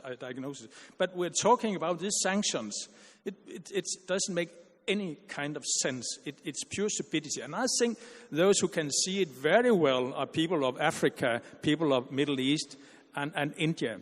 And I am lucky we have people from those parts of the world who can bring some kind of sense to us. I say, dear me, what are you doing? Because when we can hear people from India, from Africa, such kind of say, they are asking us, what can you do? I was actually at a conference in Moscow in August last year, and there was very few from the Western Europe. I was one of them. There was a German, Norwegian, one, I don't remember, very few. There was a lot of people from what you call the global south. And they were asking me, they came like I was a very special person. They asked me, why are you doing this? Why are you making this sanction? Because it's detrimental to yourself. Well, I'm not a politician. I was not answer for that. Okay, and of course, which we also heard today, Russia is far from isolated. Because how could you not have foreseen that? Could you not have predicted that when making these sanctions on oil and gas, it would mean that prices would rise? I think even people in primary school will find out about that. But politicians could not really find out that. And anyone knows here that Russia is far from isolated. It trades with India, China, African countries, Middle East, and so on, very actively so. It's like we in Europe, we do not see it. We do not want to see it. Maybe, I'll turn to that, maybe it's because we have this very old colonial way of thinking. I think, okay. Yeah, okay, I said I'll make it short. I will just speed a little bit up. Well, I would just say there's been several peace negotiations between Russia and Ukraine. Not many people in my country know about that. There has been peace negotiations with Turkey, Israel, Italy, and of course China. African countries has been involved, and it was last year. And even more interesting is what former Prime Minister of Israel, Naftali Bennett, he said. He led the negotiations, and he said Ukrainians and Russians were very interested in making a peace agreement. But United Kingdom, United States of America, European Union, and even Germany were against it. Why? I'm talking about Germany. I know about United Kingdom, European Union, USA, but Germany, where you have one of my heroes will be Willy Brandt and Egon Bahr, who made this Ostpolitik, the East politic of Germany, Wandel durch Handel. It means something like change to trade. But we live in a country where peace is a dirty word. You are not allowed to say peace. If you say peace, you are a Putin agent. I think things are changing now, because I would just briefly mention this RAND Corporation, which made a very interesting analysis, which is called Avoiding War. And it actually says now, is it really worth it for America? Does it really matter where the borders are in Ukraine, between Russia and Ukraine? No, not really. We have other challenges in America. It's very, very interesting. I think it might change something, because it's so stupid. This policy is impossible. So finally, I'll just briefly outline 4 principles which I think would be very important for future European policy. A European policy should be grounded in reality, and not on absolutist and simplistic black and white narratives. It should be concrete. Secondly, it should be able to define national interest. We're not really been able to in the European Union, not in my country, Denmark, even though we have a problem ourselves with Greenland. I will not dive into that, but we should really be clear what is our national interest. Certainly, I think European Union countries should step down from their positions of superiority and engage with other civilizations on an equal foot, including in Asia, Africa, and the Middle East, and Latin America as well. The condescending approach toward non-Western countries is partly a relic of the colonial era, even though many of the politicians of European Union will say that they are really in front of defending human rights, and they are really supposed to racism. I think there's some racism here you could see here. And the European Union could learn a lot from cooperation in the BRICS, because in the BRICS, there are no real arrogant attitudes. It's not so that the Chinese look down upon the others and the Russians would do it. I haven't noticed anything. And of course, European Union countries should forget about this unquestioning commitment to United States foreign policy. It goes without end, because it is a dead end to go there. We should find some other ways. I think we will probably, some of here would have different points of view of a lot of things. But those four principles, I think, will be very basic for what I hope will be a new European policy in the world. Thank you for the word.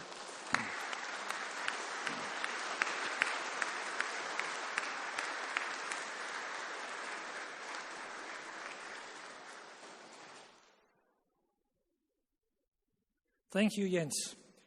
And before we go to the discussion, we have one contribution by Matthias Werner, who is the head of the East German Kuratorium for Verbände.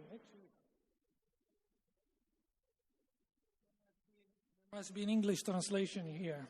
No, it's not. Well, forget it. And this, in a shortened form, will be read by Klaus Fimmen. Right, Klaus? Thank you.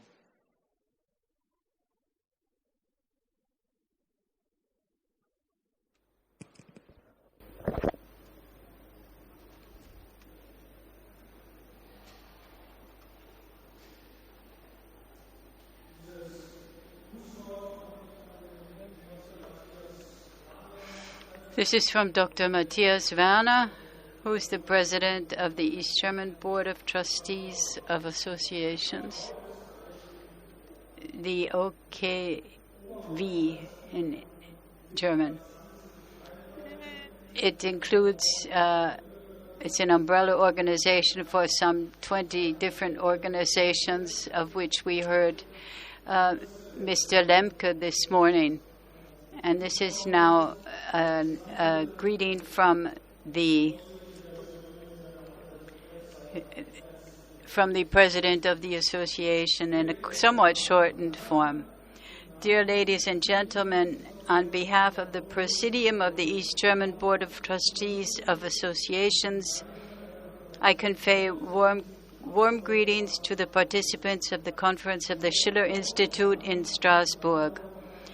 I also speak on behalf of Lieutenant General Manfred Gretz and Major General Sebald Daum, both retired, two leading military officers of the first German peace state, the GDR, who have expressed their views on the war in Ukraine and on arms deliveries to Ukraine in open letters. They expressly asked me to tell the attendants of today's high-level meeting that they stand more than ever by their position expressed in those letters, and sincerely wish the conference every success. The war in Ukraine began for most politicians on February 24, 2022. And with this view, according to the will of the USA, there's no way to peace can be found or should be found. Russia should be ruined, in the words of the German foreign minister, and the USA wants to fight to the last Ukrainian. This development was pursued, planned, and directed in the long term, systematically and actively from the outside. The US and EU powers pursued a policy of interference in the internal affairs of Ukraine, promoted the fascist Bandera groups, and pursued the policy of eastward expansion of NATO directly to the Russian borders. Their declared goal is regime change in Russia. For this purpose, a proxy war of the US against Russia was prepared in public by intense armament of Ukraine. Finally, a culmination point was reached when Russia's existence in its current form is acutely endangered. From the confrontation between Russia and Ukraine, we have expressed our opinion.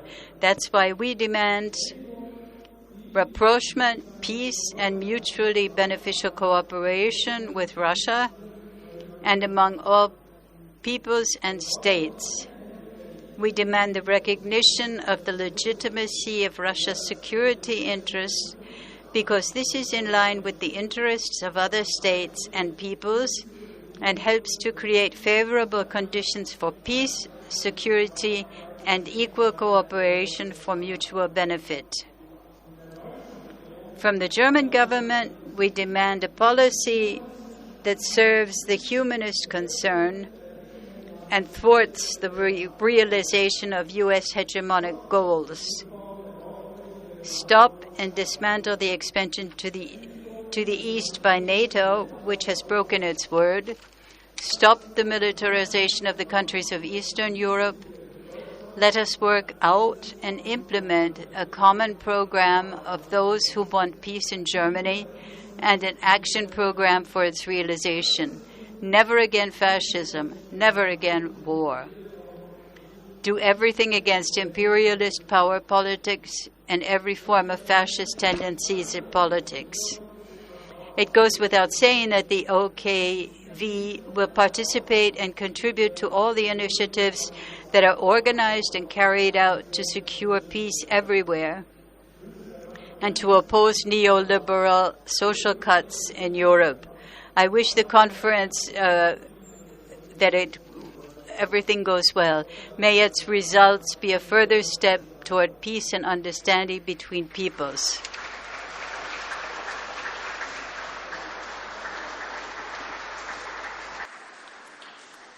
So we have reached now the moment which everybody of you has waited for. The floor is open for debate. Questions will be accepted. Questions not only for this panel, but as I said, also for the first panel this morning.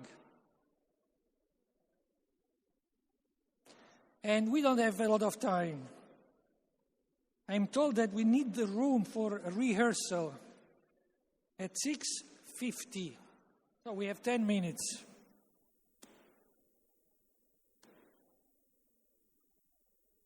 But I see no question, no hands raised.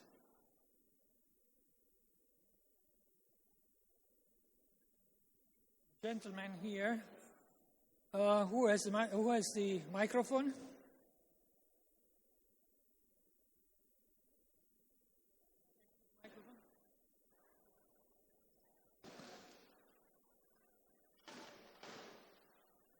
I don't know how to switch it on. Do you know? It's okay. Thank you very much for these brilliant interventions.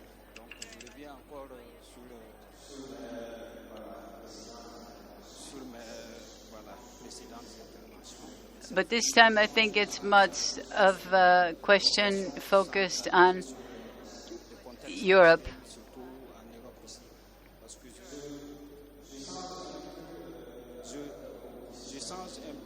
I think, as many other European citizens, that I can say that most people of the citizens here that I have spoken to are not only against this war, but also against the militarization of the whole zone.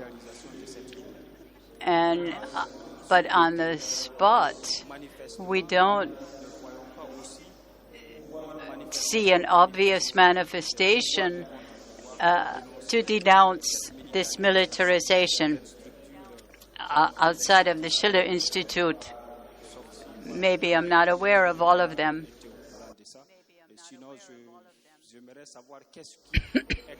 But I'd like to know how can we explain the silence around this, the absence of other manifestations against the war.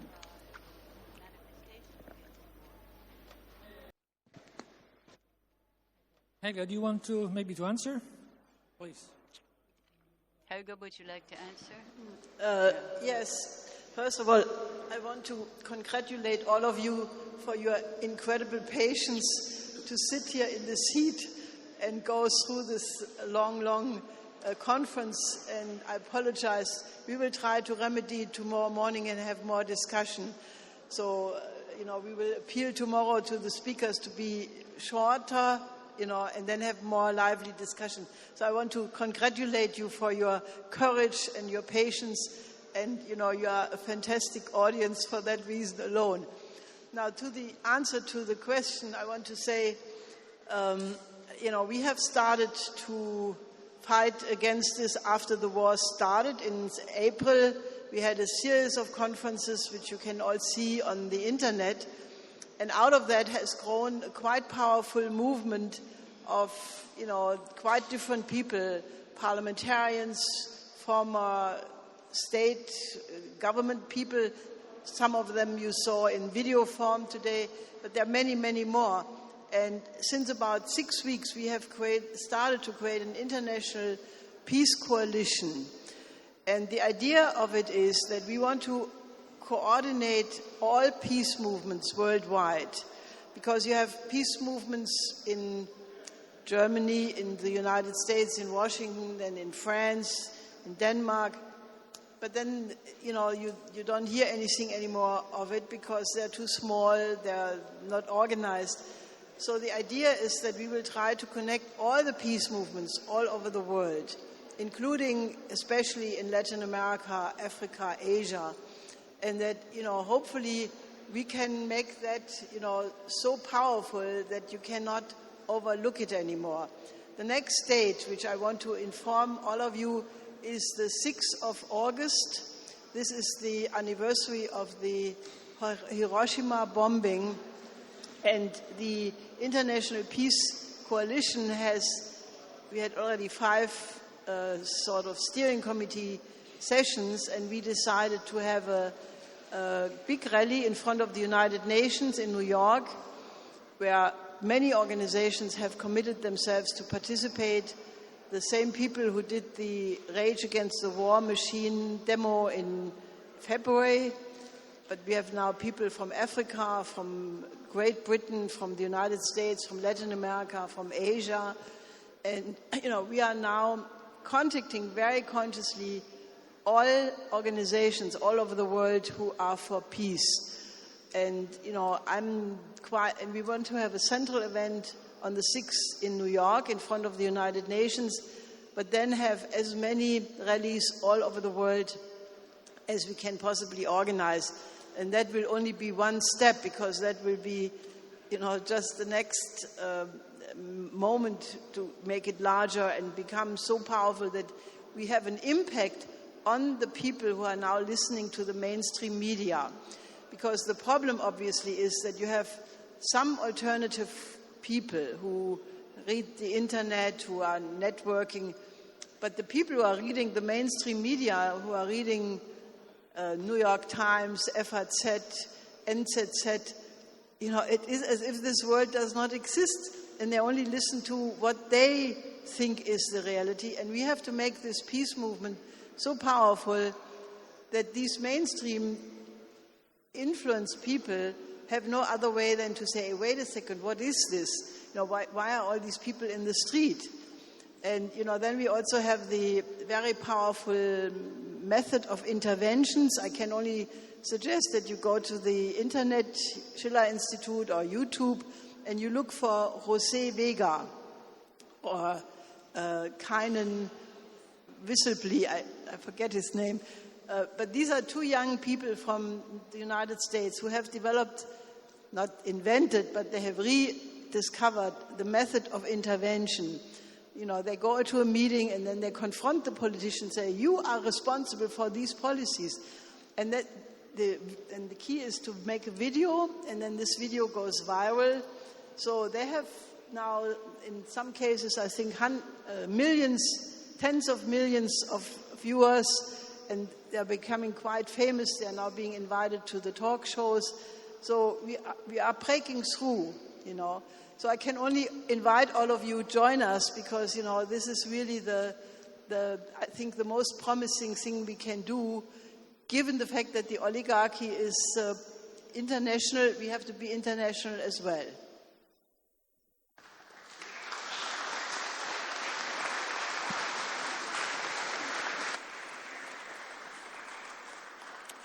So we are reaching the limit, but I think we have time for one or two short questions. Oh, Jacques, do you want to say something? Okay. Are there questions? The gentleman there, maybe?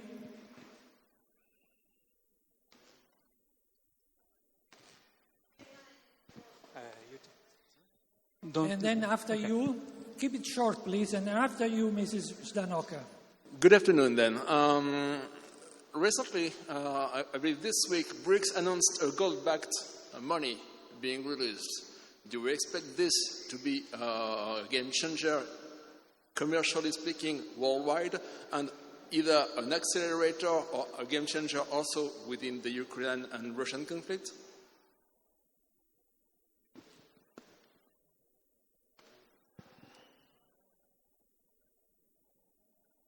Which one?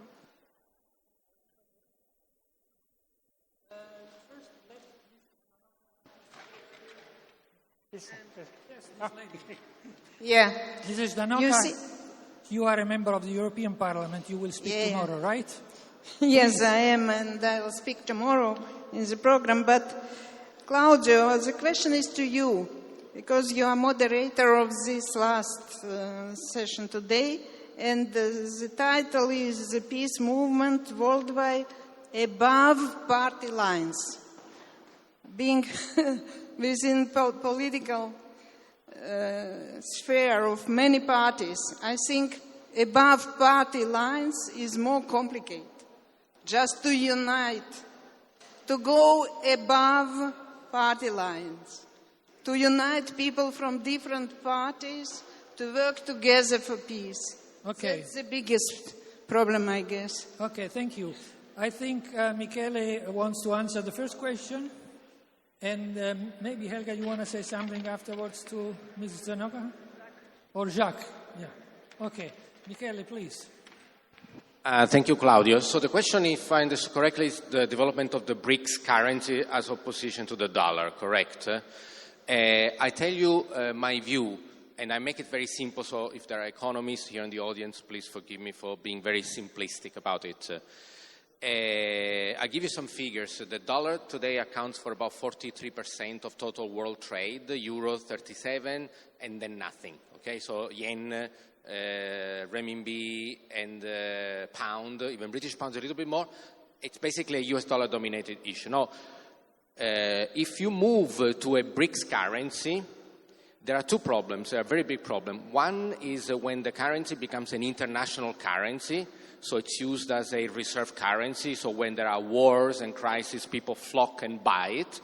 It creates problem on the country balance of payments. So countries like China, that have a net trade surplus, would suffer, just like the US has a permanent trade deficit, because what happens is when the US has an economic crisis, normally countries would devalue the currency to boost the export. But if the US is also a proxy for the world, when the US has a crisis, the whole world has a crisis. And when the world has crisis, what do? They buy dollars. So the dollar goes up instead of going down. And so that creates problem on the economy of the country. So China does not want to have the renminbi to be an international currency. They talk about it, but they don't want to do it because it would create problem for their own economy. So diluting it with the other 5 BRICS countries could be a solution to mitigate this effect. But the problem is, for example, Indian rupee. Russia has sold a lot of oil to India, and now they don't know what to do with the rupee because they cannot buy anything from India because India does not sell enough to the rest of these BRICS countries that you can use the rupee for. So, in short, the situation is very complicated, and I don't think there could be an immediate emergence of an alternative BRICS currency because the dollar dominates it. The other countries, they talk, but they don't really want to do it. What you would see is a growing use of this alternative currency for the incremental trade from now on. So any new trade, trade grows about 3% per year. So you would see that 3% being carved out by these new things. But think of it, even if you get 10, 20%, it's 0.3, 0.4, and so the dollar loses 0.2 every year. So I do not expect a dollar loss of importance in the short term. But very important, I repeat it, neither does China want its own currency to become an international currency. It's a very complex system, and China would never open up its current account to let a trader in Wall Street, 25-year-old guy that pushes a button and puts the country on its knee. Because remember, every day you have $5 trillion of currency trade in the world. So $5 trillion is twice and a half the economy of Italy that changes hands in 24 hours. So there is nothing the central banks can do if they let Wall Street run their own currency, which then means the interest rate curve, the value of the renminbi. It's the evil for a Marxist state-run economy like China is. Thank you, Claudio.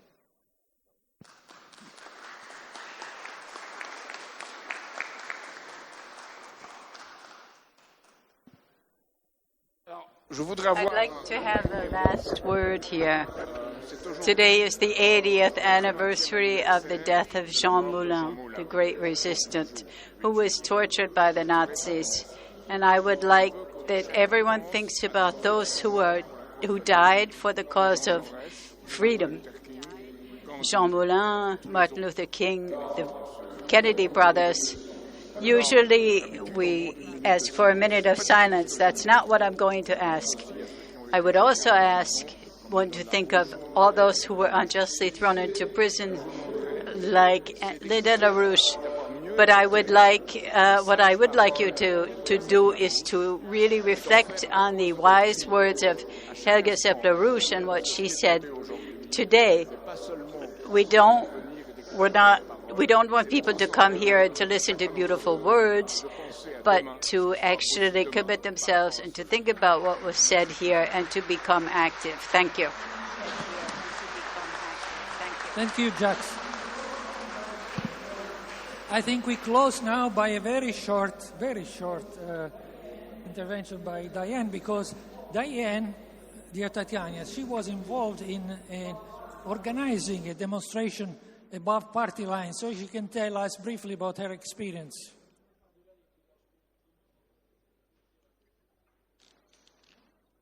I would say more important to remember what Jacques said. Merely the parties are a really big problem. And I'm dealing with that in the United States running as an independent because people are so worried about saving their separate party that they have not been willing to create a coalition. So it's a problem, and we will overcome it if we do what Jacques said.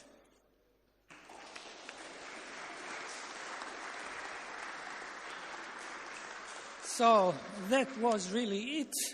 And let me repeat the